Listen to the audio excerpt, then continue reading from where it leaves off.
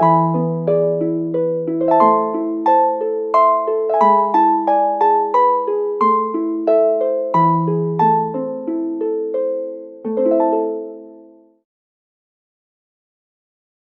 लोगों ने capital gain में नियर अबाउट सारे सेक्शंस देख लिए थे। एक बार रिकैप करते हैं कौन कौन से सेक्शंस हम लोगों ने देख लिए। देखें इधर, सेक्शन 45 बेसिक सेक्शन देखा था ना, सेक्शन 45(1)A एक्सेप्शन देखा था अर्थक्वेक वाला, सेक्शन 45(2), 45(3), 45(4) एंड 45(5) इतने सेक्शंस हम लोगों ने देखे थे एक्सेप्शंस के। ये साथ ही साथ हम लोगों ने देखा section 214 definition of capital asset, section 247 definition of transfer, section 242A definition of short term capital asset. याद आया? सेक्शन 47 देखा था transactions which are not to be regarded as transfers, section 48 computation of capital gain, first proviso to section 48, second proviso indexation, third proviso no indexation on debenture और bonds, fourth नहीं पढ़वाया था, fifth STT की deduction नहीं मिलेगी। Section 48 के बाद हम लोग आए थे 49 में cost of acquisition in certain cases, section 50 में block of asset cease to exist and creates a short term capital gain, section 50B slum sale, section 50C full value of consideration in special cases in case of transfer of land and building और both, section 51 advance money forfeited, section 55 cost of acquisition and cost of improvement के बारे में detail. इतने sections देखे थे ना। साथ ही साथ हम लोगों ने देखा था सेक्शन 1037 एग्रीकल्चरल लैंड के ट्रांसफर पे, सेक्शन 1038 इक्विटी ओरिएंटेड फंड के ट्रांसफर पर या इक्विटी शेयर्स के ट्रांसफर पर। याद आया? नहीं याद आया? पक्का क्लियर है? ये था तुम्हारा एग्रीकल्चरल लैंड रूरल कि अर्बन। रूरल तो ऐसे ही एग्जेम्प्ट होती है। Urban agricultural land specified area 2 साल पहले से यूज होती हो कम से कम, मेरे द्वारा या गार्जियंस के द्वारा, पेरेंट्स के द्वारा, इंडिविजुअल एचयूएफ को ये बेनिफिट मिलता है लॉन्ग टर्म शॉर्ट टर्म दोनों पर। लेकिन इसके बारे में बोला था 1038 ये केवल लॉन्ग टर्म कैपिटल गेन होना चाहिए, ट्रांसफर ऑफ इक्विटी शेयर और इक्विटी ओरिएंटेड फंड।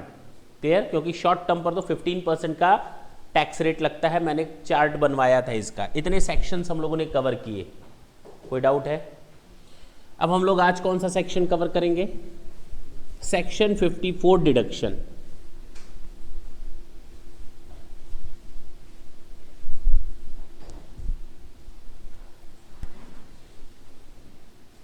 सर बहुत मेहनत लगेगी, किताब ने बहुत ज़्यादा डिटेल में दे रखा है, जिन लोगों ने पढ़ा है उसको इसकी हकीकत मालूम है। लेकिन अगर हम लोग चाहें तो इन सारे सेक्शंस को हम लोग कितनी देर में ख़त्म कर सकते हैं? After completion of first time completion में इसको तैयार करने में आज की पूरी क्लास लगेगी, लेकिन जब रिवाइज करेंगे तो जानते हैं कितनी देर में रिवाइज होगी? 1 minute max. It will take 1 minute to revise all these sections. ठीक है ना? जरा देखते हैं हमको पढ़ना कैसे है और क्या तैयार करना है सेक्शन 54 में और क्यों करना है। लास्ट टाइम मैंने इंट्रो दे दिया था, लास्ट क्लास में मैंने इंट्रो तो दे ही दिया था कि हमने अगर एग्रीकल्चरल लैंड बेचकर एग्रीकल्चरल लैंड खरीदी तो इसका मतलब हमें उतना टैक्स नहीं देना चाहिए कैपिटल गेन अराइज होने पर जितना हमने सोचा था, हमको डिडक्शन मिलनी चाहिए। मैंने रेजिडेंशियल हाउस प्रॉपर्टी बेचकर एक नई रेजिडेंशियल हाउस प्रॉपर्टी खरीदी तो मुझे उतना कैपिटल गेन नहीं देना चाहिए। गवर्नमेंट को इस बात को समझना चाहिए कि सामने वाले ने रेजिडेंशियल हाउस प्रॉपर्टी बेच करके दूसरी रेजिडेंशियल हाउस प्रॉपर्टी खरीदी है। हाँ या ना? अगर मैंने इंडस्ट्रियल लैंड एंड बिल्डिंग को ट्रांसफर करके इंडस्ट्रियल लैंड एंड बिल्डिंग खरीदा है तो भी गवर्नमेंट को सोचना चाहिए। अगर मैंने कोई कैपिटल एसेट खरीद करके कोई स्पेसिफिक नेचर की कैपिटल एसेट खरीदी है, कोई भी कैपिटल एसेट ट्रांसफर करके मैंने स्पेसिफिक नेचर की कैपिटल एसेट खरीदी है जिसको गवर्नमेंट खुद प्रमोट करना चाहती है या वो गवर्नमेंट के फेवर की चीज़ है, तो गवर्नमेंट को उस पर डिडक्शन देना चाहिए, नहीं देना चाहिए? आज हम उन्हीं सेक्शंस की बात करेंगे और डिडक्शन मिलता कैसे है इसके लिए आपको ये पूरा एक चार्ट दिया गया है। पक्की बात है? सबसे पहला सेक्शन है सेक्शन 54। सबसे पहला सेक्शन है सेक्शन 54। मैं देखता जाऊंगा, बनाता जाऊंगा, आपको समझाता जाऊंगा, उसके बाद देखेंगे 1 मिनट में कैसे इसको रिवाइज करते हैं। क्लियर है?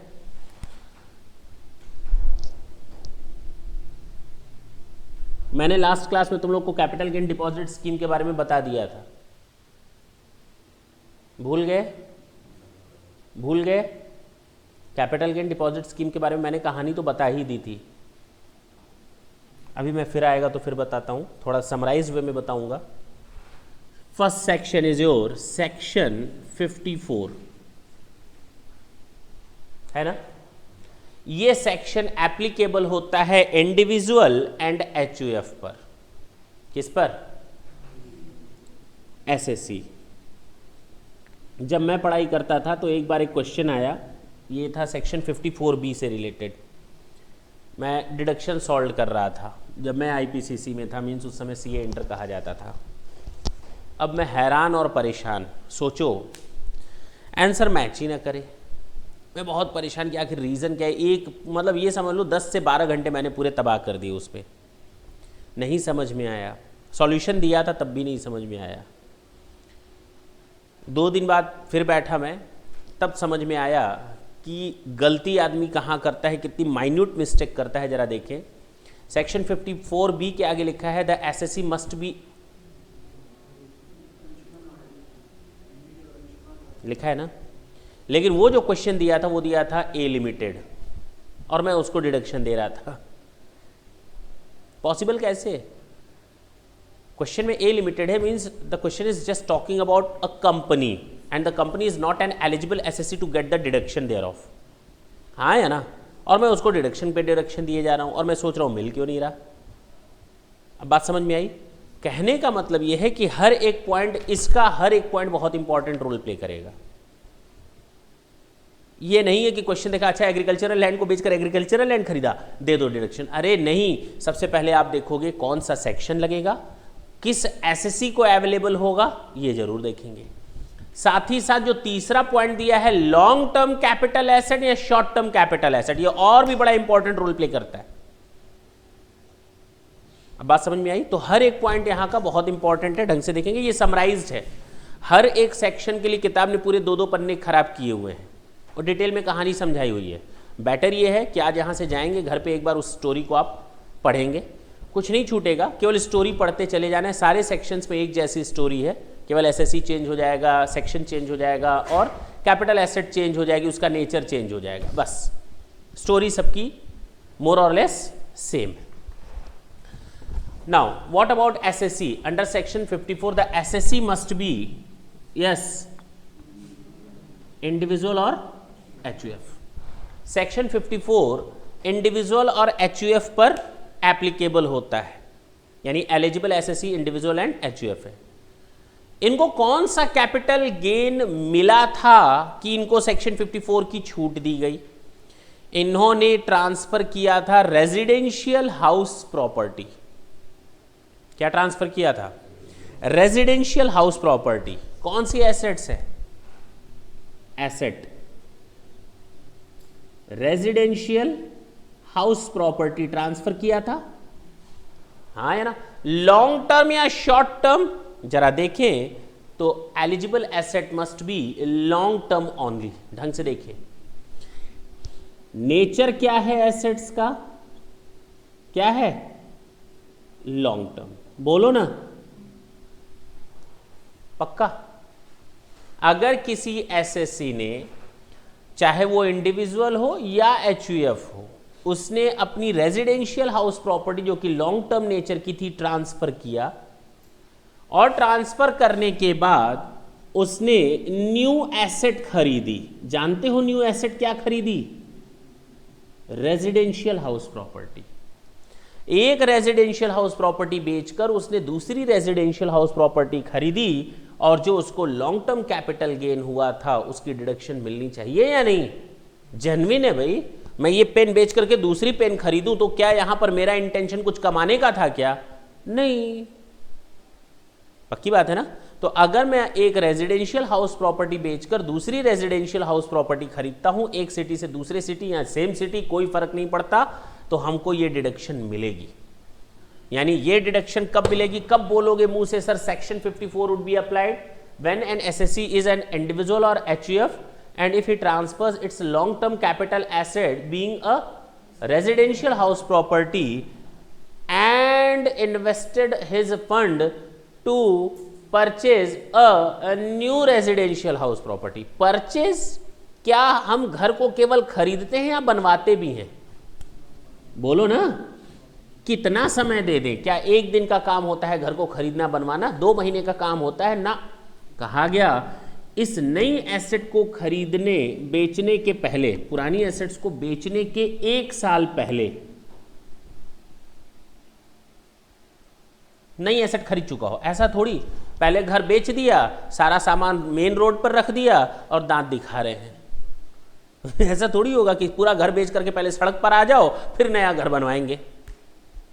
होता क्या है कि हमें अपना घर बेचना है तो मैंने उसके लिए पहले से एक दूसरा इंतजाम स्टार्ट कर दिया। नहीं हो सकता।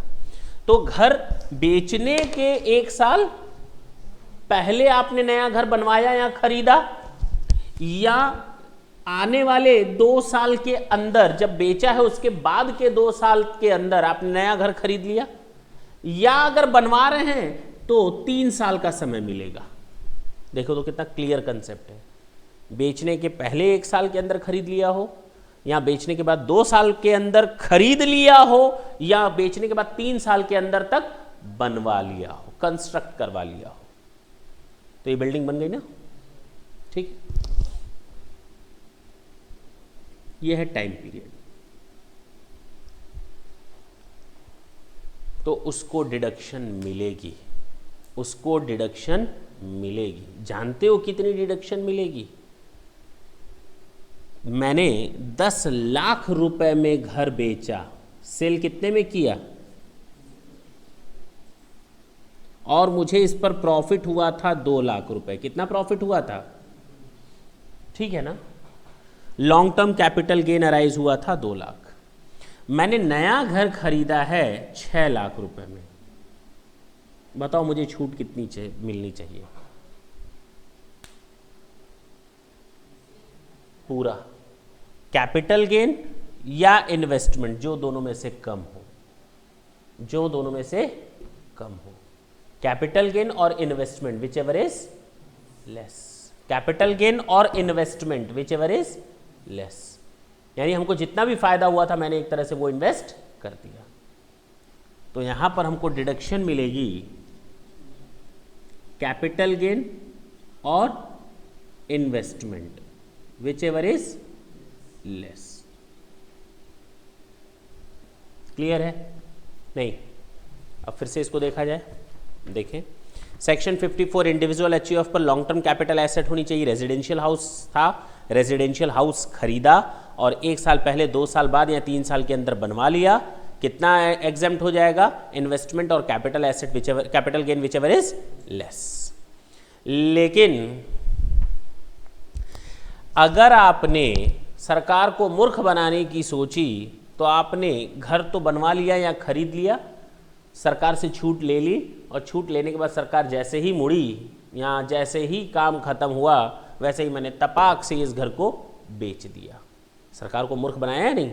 सरकार ने तो ये सोचा था, गवर्नमेंट ने तो ये सोचा था कि ये बंदा इस घर पे रहेगा, इसको यूज़ करेगा, लेकिन ऐसा हुआ नहीं।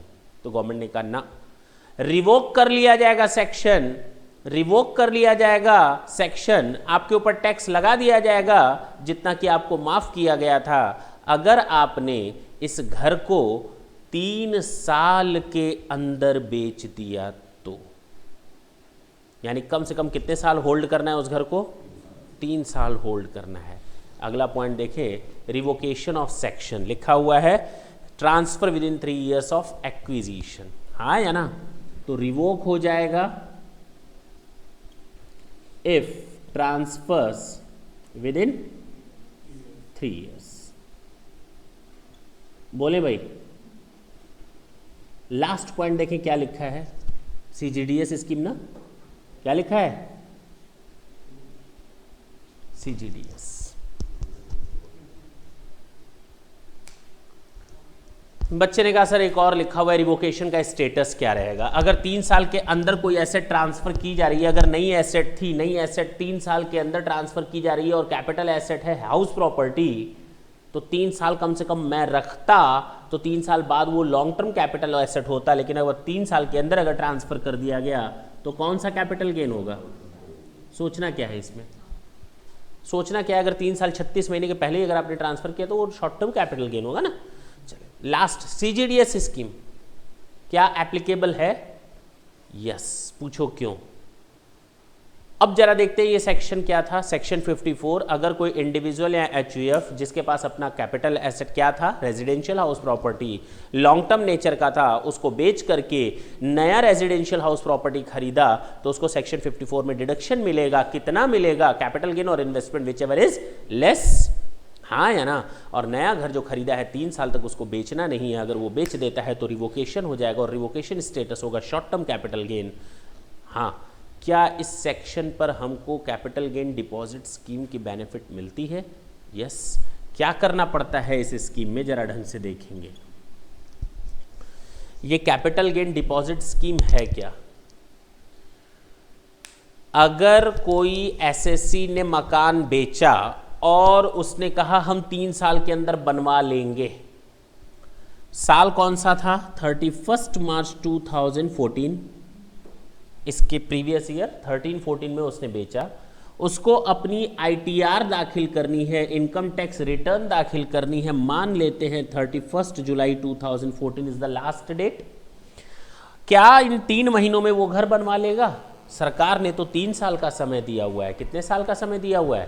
3 साल का समय दिया हुआ है। 3 साल के अंदर तक उसको घर बनवाना है, तो क्या वो घर बनवा ले 3 महीने के अंदर? अरे आईटीआर में तो उसको शो करना पड़ेगा ना कि I am very much interested to invest all of my funds to purchase a new assets और to construct a new house property, हाँ या ना। और सरकार मान लेगी उसके इस डिक्लेरेशन पर और वो जेब में पैसा रखा रहेगा, 2.5 साल तक उस पैसे को अपने बिजनेस में या कहीं भी यूज़ करेगा, लोन देने में यूज़ करेगा। सरकार कहेगी ना बाबा ना, वो मेरा पैसा है, एक तरह से आपने टैक्स नहीं दिया है, आप उस पैसे को क्या करो, क्या करो, एक बैंक अकाउंट खोलो सीजीडीएस स्कीम के तहत, उसमें आप पैसे को ट्रांसफ़र कर दो। आपको घर बनवाना है, आप उस फंड से पैसा निकालते रहो। हाँ, हम इस चीज़ से एश्योर्ड हो जाएंगे कि you are very much interested to invest your fund only for the purpose of purchase और कंस्ट्रक्शन ऑफ न्यू हाउस, हाँ या ना। ये गवर्नमेंट को हम एश्योर कर देते हैं, तो इसके लिए गवर्नमेंट ने सीजीडीएस स्कीम खुलवाई। अब आप इस पैसे को अपनी जेब में न रखें 3 साल, क्या करें? बैंक में जमा कर दें सीजीडीएस स्कीम में। आपको जब घर बनवाना हो या घर खरीदना हो, आप इस पैसे को निकाल लें, लेकिन हाँ समय के अंदर, समय के अंदर। ठीक, पक्की बात है ना। 3 साल के अंदर अगर आप यूज़ कर लेंगे इस पैसे को सीजीडीएस स्कीम में तो ये सेक्शन बेनिफिट मिलेगा। 3 साल क्रॉस कर गया, आप दांत दिखाते रह गए तो सरकार भी आपको दांत दिखाएगी और आपके ऊपर टैक्स लग जाएगा। क्लियर है? 3 साल के अंदर आपको नया घर बनवा लेना है या 2 साल के अंदर नया घर खरीद लेना है। अगर 2 साल क्रॉस कर गया, 2.5 साल बाद आपने नया घर खरीदा है तो भी छूट नहीं मिलेगी, क्योंकि बनवाने के लिए 3 साल और खरीदने के लिए मैक्सिमम 2 साल की लिमिट दी गई है। अब क्लियर है? खरीदने के लिए 2 साल और बनवाने के लिए 3 साल की लिमिट। क्लियर हुआ? तो सेक्शन अब जरा देखो, खुद सोचो कितना ईजी है, बहुत ईजी है, नहीं है या नहीं?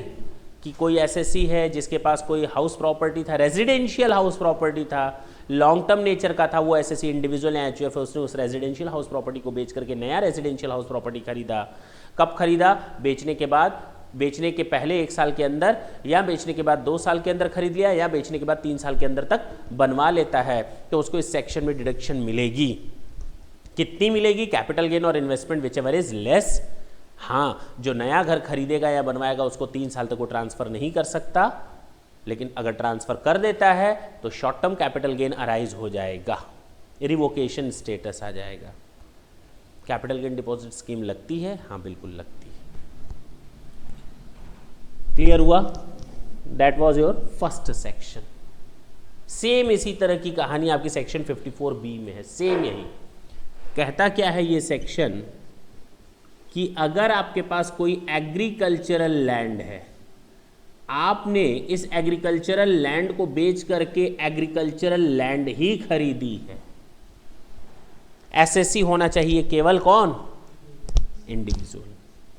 अगर किसी इंडिविजुअल ने खुद या उसके माँ बाप कम से कम इस एसेट को 2 साल से यूज कर रहे थे as an agricultural purposes, as a agricultural purposes, तो हम किस जमीन की बात कर रहे हैं, रूरल या अर्बन?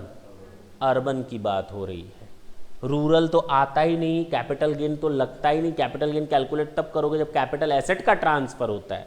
तो रूरल एग्रीकल्चरल लैंड नहीं मानी जाती कैपिटल एसेट। तो यहाँ पर जरा देखो, अगर किसी इंडिविजुअल के पास कोई एग्रीकल्चरल लैंड है और कम से कम पीछे के 2 साल से वो प्रायर यूज कर रहे थे उस एग्रीकल्चरल लैंड को एग्रीकल्चरल पर्पज से, और उसको ट्रांसफर करके नई एग्रीकल्चरल लैंड खरीदी, तो एक बात बताओ, नेचर क्या है एग्रीकल्चरल का, लॉन्ग टर्म या शॉर्ट टर्म? दोनों हो, लॉन्ग टर्म या शॉर्ट टर्म। कम से कम 2 साल पहले से यूज करता हो, अब चाहे 4 साल हो, चाहे 6 साल हो, चाहे 10 साल हो, एक साल नहीं आएगा, 2 साल पहले। तो 2 साल का मतलब शॉर्ट टर्म भी आएगा, लॉन्ग टर्म भी आएगा। हाँ, उसने इस ज़मीन को खरीद लिया हो, खरीदने में कितना समय लगता है?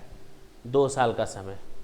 बोलो, घर थोड़ी है कि सड़क पर आ जाओगे, घर थोड़ी है कि सड़क पर आ जाओगे, इसलिए ये बेनिफिट नहीं दिया गया। कंसेप्ट समझना। और बनवाना तो है ही नहीं, इसलिए ये 3 साल वाला भी नहीं दिया गया। नहीं समझे? तो कौन सा आएगा? 2 साल। तो रटने की जरूरत नहीं है, सारी चीज़ें एकदम क्लियर है। कितनी छूट मिलेगी? हो गया, खत्म। कैपिटल गेन और investment whichever is less. हाँ, याद रखना, इसको 3 साल के अंदर तक ट्रांसफर नहीं करना है। अगर कर देते हैं तो क्या अराइज होगा? Short term capital gain. क्या सीजीडीसी स्कीम एप्लीकेबल होती है? बिल्कुल होती है भाई, क्या दिक्कत है? कितना टाइम लग गया आपको 2 सेक्शंस पढ़ने में? मेहनत लगी? बस एक बार अगर समझ में आ गए कॉलम, अपने आप स्टोरी बनती चली जाएगी। 54 residential house property long term होना चाहिए, शॉर्ट टर्म ना हो। एग्रीकल्चरल लैंड लॉन्ग टर्म हो या शॉर्ट टर्म हो। एसएससी याद रखना है। ऊपर के केस में रेजिडेंशियल हाउस प्रॉपर्टी किसके पास होती है?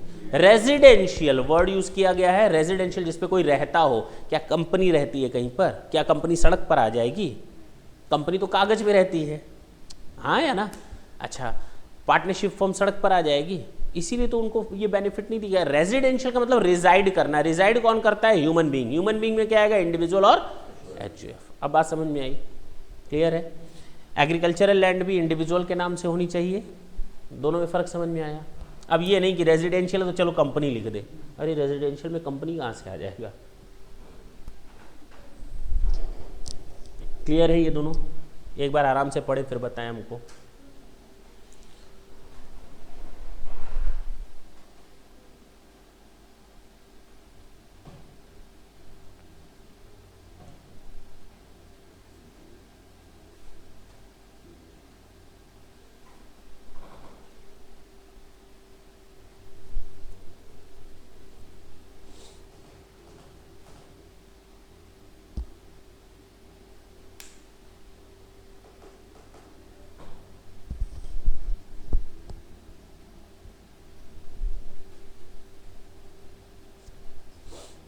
आगे देखा जाए, देखें अगला सेक्शन, सेक्शन 54D।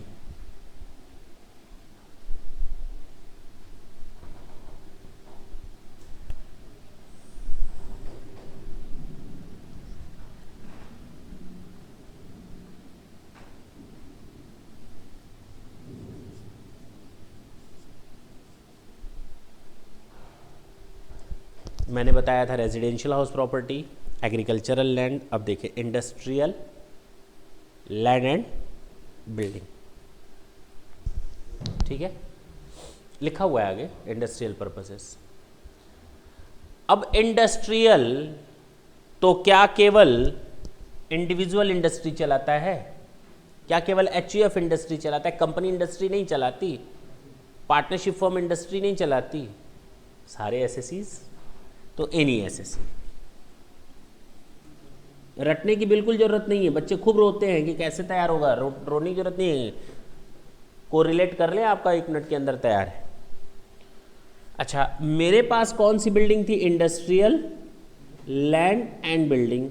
इसको मैंने ट्रांसफर करके क्या खरीदा होगा? Industrial land and building. हाँ या ना? अगर हम लोग हाउस प्रॉपर्टी की ओर देखें तो वो लॉन्ग टर्म था, residential house property. Agricultural land देखें तो वो शॉर्ट टर्म था और लॉन्ग टर्म था। लेकिन इंडस्ट्रियल लैंड एंड बिल्डिंग भी क्या होगी? लॉन्ग टर्म या शॉर्ट टर्म। क्लियर है? मैंने इंडस्ट्रियल लैंड एंड बिल्डिंग, अब industrial land and building, building आ गया, लैंड होता तो 2 साल, बिल्डिंग आ गया तो कितने साल तक बेनिफिट मिलेगा? देखें तो वही चीज़ है, 3 साल के अंदर तक या तो मैंने बनवा लिया हो या खरीद लिया हो। अब सर पीछे क्यों नहीं मिला? हम सड़क पर थोड़ी आए थे, तो कागज़ में आए थे, पेपर्स की बात हो रही है। ये घर रहने वाला था तो हम सड़क पर ना आए, इसलिए मुझे 1 साल पहले से मौका दिया गया। ये तो इंडस्ट्रियल है, मेरा घर सही सलामत है, तो बेचने के बाद आप इसको कवर करेंगे, 3 साल के अंदर तक बनवाएंगे या खरीदेंगे, सब शामिल है इसमें, क्योंकि लैंड भी है और बिल्डिंग भी है। अब क्लियर हुआ? तो ये 3 साल का बेनिफिट, तो 1 2 3 गिनती चल रही है, 4 नहीं आएगा। कितना बेनिफिट मिलेगा, कितना स्टेटस रिवोक हो जाएगा, क्या कैपिटल गेन डिपॉजिट स्कीम लगेगा? टफ था ना बहुत? नहीं बहुत टफ है। 1 मिनट देते हैं, पढ़ लो।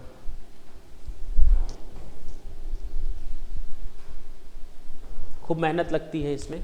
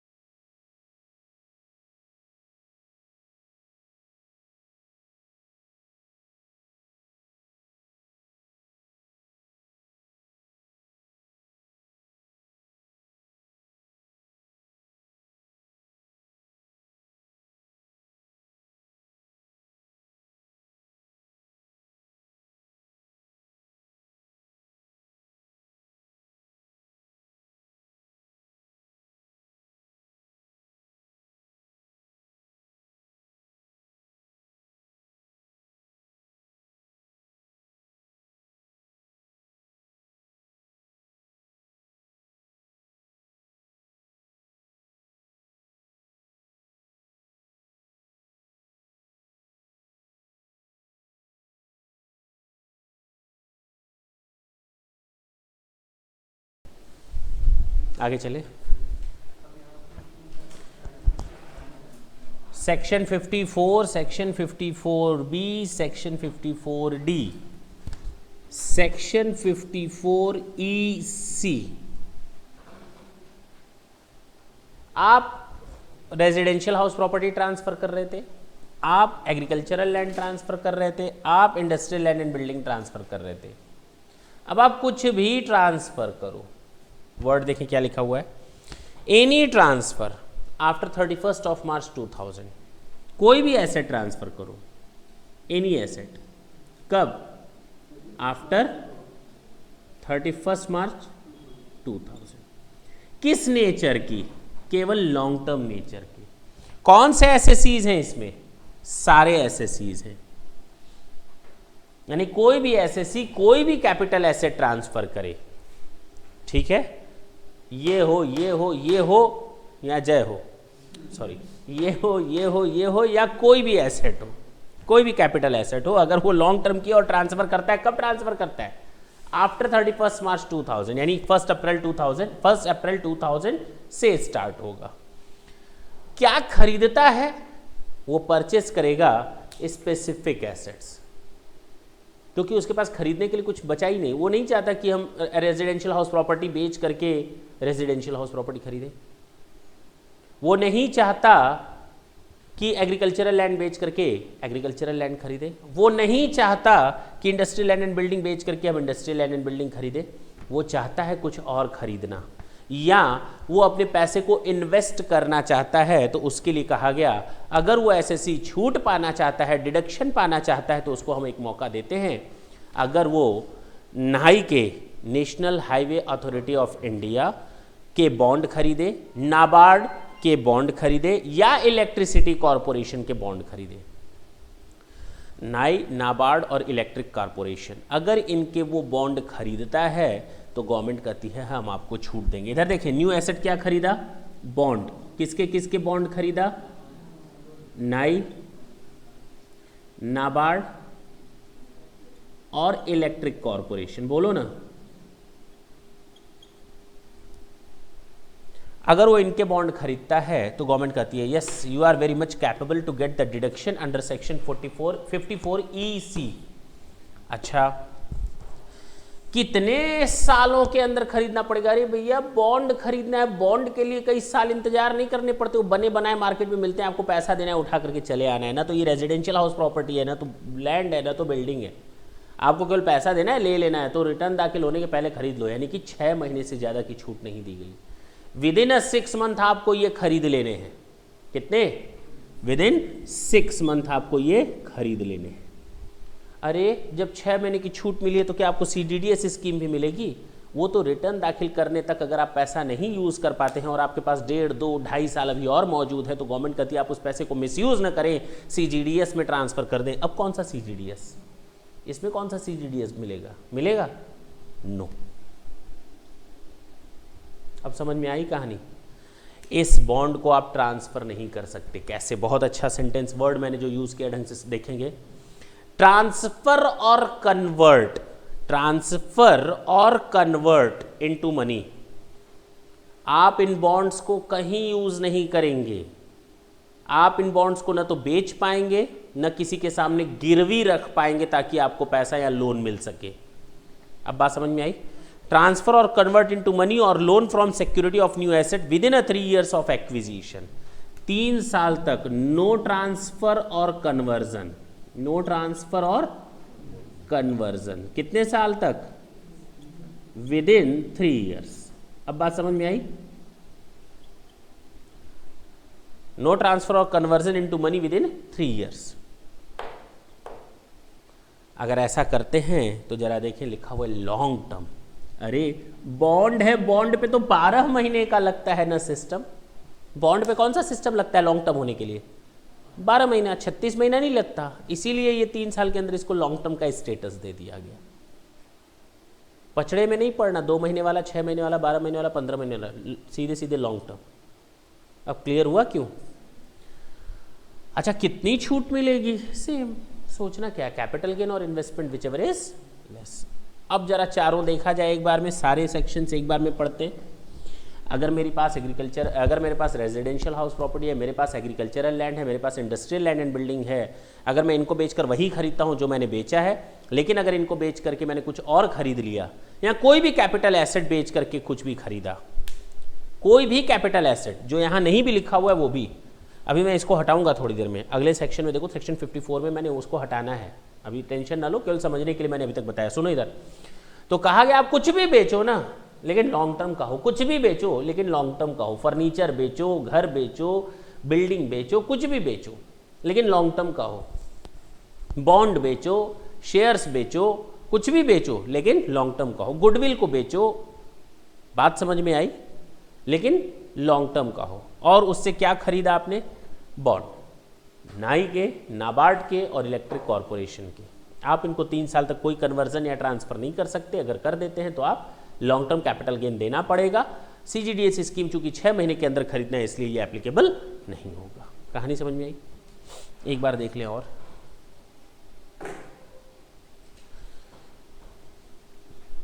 आगे चल सकते हैं।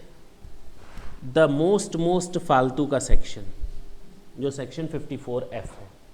F का मतलब फर्स्ट भी होता है और F का मतलब फेल भी होता है और F का मतलब फालतू भी होता है। तो ये फालतू का सेक्शन है। ये फालतू के सेक्शन ने इस फर्स्ट सेक्शन के बारे में कुछ बोला है, सेम यही है। मैंने क्या कहा? फालतू हटा दो, कॉपी कर दो। कैसे? अगर कोई इंडिविजुअल या HUF है, उसने क्या बेचा है? कोई भी ट्रांसफर किया है, इसको छोड़कर any asset except residential house property, जमीन बेची, बिल्डिंग बेचा, घर नहीं, रेजिडेंशियल हाउस प्रॉपर्टी की बात नहीं हो रही, बिल्डिंग हो सकती है, फैक्ट्री की हो, कुछ भी हो, तो उसने कुछ भी बेचा लेकिन इसको छोड़ करके, और खरीदा क्या जानते हो? ये अपने रहने का घर। ज्वेलरी बेची उसने क्योंकि उसको घर चाहिए था, बॉन्ड बेचे, क्या करता बॉन्ड का, रहने के लिए घर चाहिए ना, उसने बॉन्ड्स बेच करके घर खरीदा, उसको ये सेक्शन में छूट दी गई। इधर देखें, अब जब घर की बात आती है, घर खरीदने की, तो ये वाला सेम है ना, बोलो ना,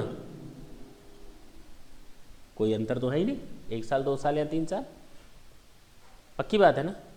अच्छा, कितनी छूट मिलेगी? अच्छा, लॉन्ग टर्म होना चाहिए या शॉर्ट टर्म? ये क्या था, तो ये भी क्या होगा, बाकी सब कॉपी करना है। सुनो ना, इधर सेम यही है, 3 साल के अंदर तक ट्रांसफर नहीं कर सकते।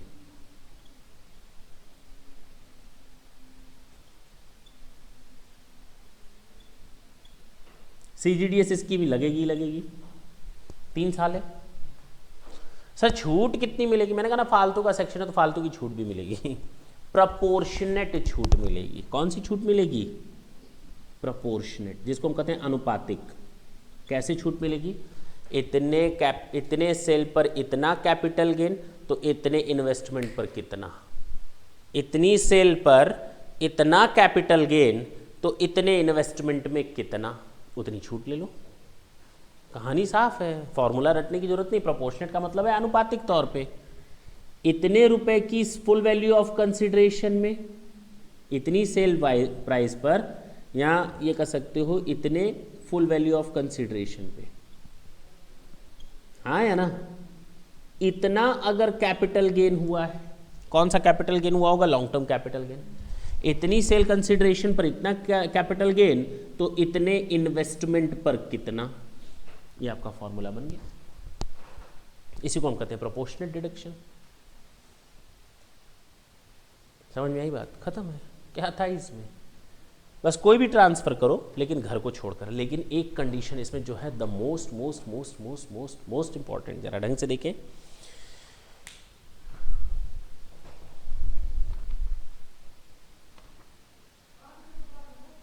नोट कर ले, पहले हम इसको क्लैरिफाई करते हैं।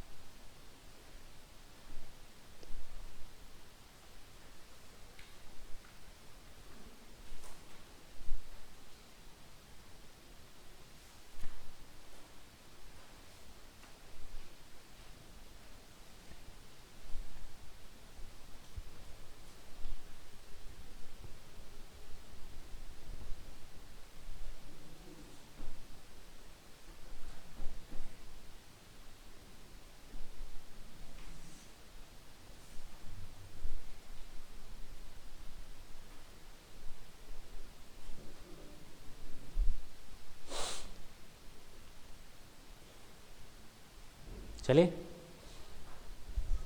एक इंपॉर्टेंट पॉइंट है जो आप लोग को दिमाग में रखना है। इधर देखें, मेरे इस कागज पे गलत सेंटेंस लिखा हुआ है, मुझे उसको सही करना है। मैंने इसमें लिखा हुआ है, उसको थोड़ा सही कर ले। प्रायर यूज पे, on the date of transfer assessee should not have more than one residential house property.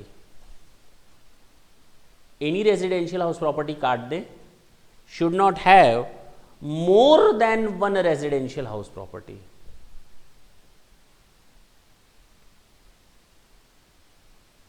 सुनो ना, जिस दिन ट्रांसफर हो रहा है उस दिन एसएससी के पास एक से ज्यादा घर ना हो। उसने ट्रांसफर क्या किया है? घर के अलावा सब कुछ। तो इसका मतलब वो घर था ही था, एक और घर, यानी उसके पास अब मैक्सिमम नए घर को मिलाकर 2 घर होने चाहिए। ठीक है ना? वर्ड क्या लिखा है मैंने उसको कटवा करके सही कर लो। On the date of transfer assessee should not have more than one residential house property, जबकि उसने उसको ट्रांसफर किया ही नहीं है। जब ट्रांसफर किया ही नहीं है तो रेजिडेंशियल हाउस प्रॉपर्टी उस दिन उसके पास थी एक, और बाद में एक और हो गई 2। क्लियर हुआ? तो ये सेक्शन मैच कर रहा है। Last 54G। अब हमसे कोई पूछे सर आप सेक्शंस बताइए, तो हम लोग को अच्छी तरह मालूम है section 54 residential house property, section 54B agricultural land, section 54D industrial land and building, EC कोई भी एसेट ट्रांसफर करो और उससे बॉन्ड ले लो। सेक्शन 54F फालतू का सेक्शन 54 का कॉपी हो जाएगा, प्रोपोर्शनेट छूट मिलेगी, और घर को छोड़ करके कुछ भी ट्रांसफर किया हो और घर खरीदा रहने के लिए। और लास्ट है सेक्शन 54G।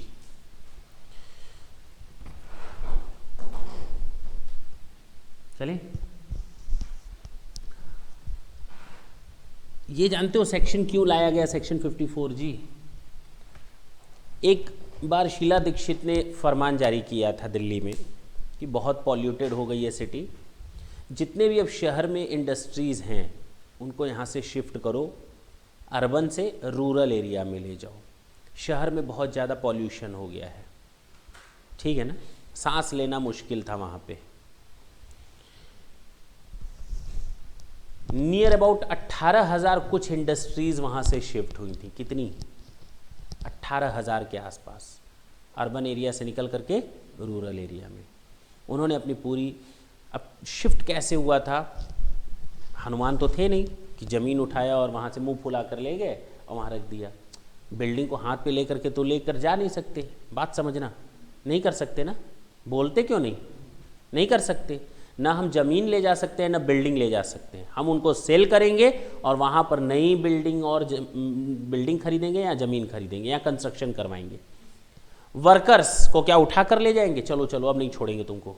अरे कई वर्कर्स कहेंगे अब बहुत दूर हो गया मालिक, हमें टाटा बाय बाय करो, वहाँ नए वर्कर्स का इंतजाम कर लेना। कुछ वर्कर्स को ले जाएंगे, कुछ छोड़ देंगे।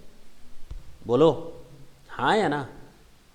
हाँ, जो मेरे पास रॉ मटेरियल स्टॉक वगैरह था उसको हम शिफ्ट करेंगे या वही फेंक देंगे? शिफ्ट करेंगे। तो इसको हम कहते हैं शिफ्टिंग का प्रोसेस। जमीन को नया खरीदना शिफ्ट करना हो गया। ये नहीं कि जमीन को शिफ्ट करेंगे, जमीन को वहाँ नया खरीदेंगे, बिल्डिंग वहाँ नहीं बनवाएंगे या बनी बनाई खरीदेंगे। इसको भी हम कहेंगे शिफ्टिंग का प्रोसेस। रॉ मटेरियल यहाँ से शिफ्ट करेंगे, स्टॉक को हम शिफ्ट करेंगे, वर्कर्स को हो सकता है हम ले जाएं या माने या ना माने उनकी मर्जी। तो उसी के लिए कहा गया। अब ऐसा फरमान अगर जारी होता है शीला दीक्षित ने, तो किसके लिए कहा था? पुरानी इंडस्ट्रीज़ के लिए या नई इंडस्ट्रीज़ के लिए? दोनों के लिए। तो लॉन्ग टर्म हो या शॉर्ट टर्म हो, दोनों के ऊपर लगेगा। क्या केवल इंडिविजुअल को बोला था, एचएफ को बोला था या कंपनी को बोला था? सबको बोला था। तो देखो एनी एसएससी, ठीक है ना? तो एनी एसएससी कहानी अगर समझ में आती है तो हर चीज़ अपने आप जुड़ जाती है, ना हमें इसको याद करने की जरूरत नहीं, इसको नहीं इसको। तो long term and short term दोनों रहेगा। क्या ट्रांसफर कर रहा है? Land and building, plant and machinery shifted from urban to rural. हाँ या ना? Land and building, plant and machinery shift कर रहा है अर्बन से रूरल की ओर। पक्की बात है। वहां क्या खरीदेगा? रहने का घर। हाँ, यही खरीदेगा, land and building, plant and machinery. कब तक के लिए समय दिया गया है? खरीदना और बनवाना दोनों है, तो 1 साल पहले या 3 साल के अंदर। अब सरकार तो ऐसी जालिम है नहीं कि बेटा आज निकलो, हाँ या ना, अब भी के अब भी निकलो। गवर्नमेंट ने आपको टाइम दिया तो जब आपको टाइम दिया जाता है तो आप पहले खरीद लेते हो, बाद में शिफ्ट करते हो। तो पहले खरीद लेते हो, बाद में शिफ्ट करते हो, और 3 साल के अंदर तक। अब समझ में आया क्यों? अच्छा, कितनी डिडक्शन मिलेगी? सेम, कैपिटल गेन और investment whichever is higher. अच्छा, लोअर। नहीं समझ में आई बात? आ गई? रिवोकेशन होगा, हाँ, अगर 3 साल के अंदर ट्रांसफर किया है तो। क्या सीजीडीएस स्कीम मिलेगी? हाँ, क्योंकि 3 साल का ड्यूरेशन है। अब तो हमें नहीं लगता कुछ याद करने की ज़रूरत है। तो पहले इसको नोट करें, फिर कॉपी पर अपने मन से लिखें, फिर हम बताते हैं 1 मिनट के अंदर कैसे रिवीजन होता है। नोट कर लें।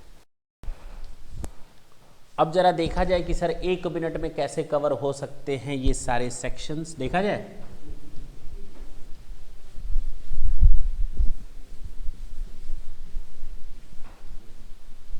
घर पे डेली सुबह, दोपहर और रात में 1 मिनट दे दें 1 हफ्ते तक, उसके बाद कभी देने की ज़रूरत नहीं पड़ेगी, क्योंकि शॉर्टकट आपके हाथ में हमेशा रटा रहेगा, कभी रेफरेंस लेने की ज़रूरत नहीं पड़ेगी।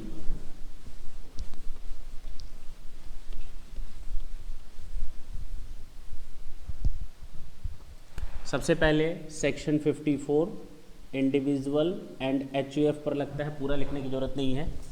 सेक्शन 54 इंडिविजुअल एंड एचयूएफ पर लगता है रेजिडेंशियल हाउस प्रॉपर्टी जो कि लॉन्ग टर्म की है, बेच करके रेजिडेंशियल हाउस प्रॉपर्टी खरीदता है, उसको छूट मिलेगी कैपिटल गेन या investment whichever is less. हाँ, 3 साल तक ट्रांसफ़र नहीं कर सकता और सीजीडीएस स्कीम लगेगी। हो गया ख़त्म।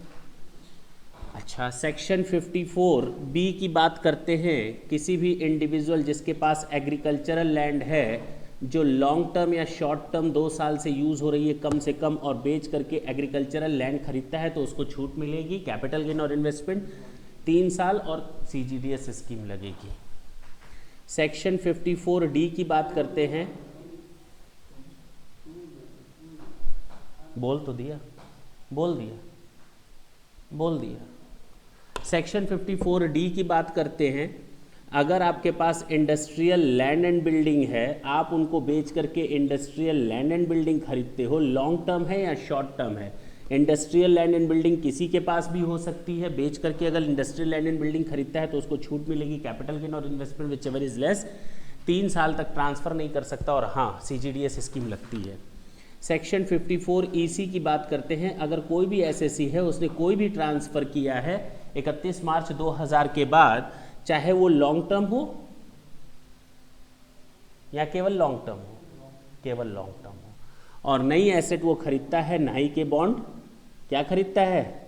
इलेक्ट्रिसिटी कॉरपोरेशन के बॉन्ड या नाबार्ड के बॉन्ड, हाँ या ना, तो उसको ये छूट मिलेगी। 6 महीने के अंदर उसको खरीद लेना है, 3 साल तक ट्रांसफ़र नहीं कर सकता, उसको छूट मिलेगी कैपिटल गेन और investment whichever is less, ये सीजीडीएस स्कीम नहीं मिलेगी।